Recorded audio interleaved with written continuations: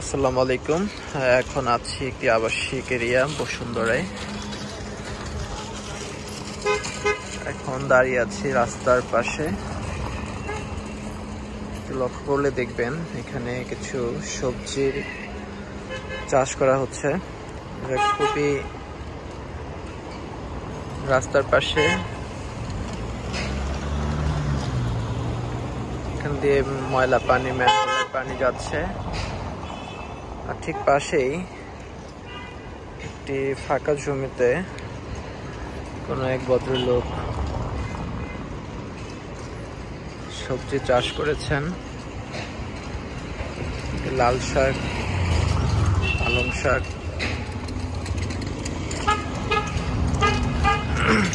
এবং এখানে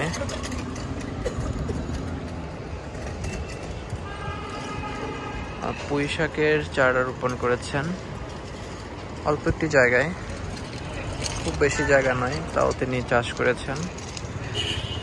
আলহামদুলিল্লাহ, আল্লাহ রাব্বুল আলামিন যে এতটুকু জমিতে আল্লাহ তাআলা আমাদের নিয়ামত দেন, এটি তার একটি প্রমাণ। চেষ্টা করলে, পরিশ্রম করলে যে কোনো জায়গাতেই সফলতা আসবেই। হতাশ হবেন না। ছোট্ট একটি জায়গা, অনেকগুলো সবজি অলরেডি হয়ে গিয়েছে। এখানে অলরেডি কাজ করছেন, লাউয়ের চারা রোপণ করেছেন। মাশাআল্লাহ।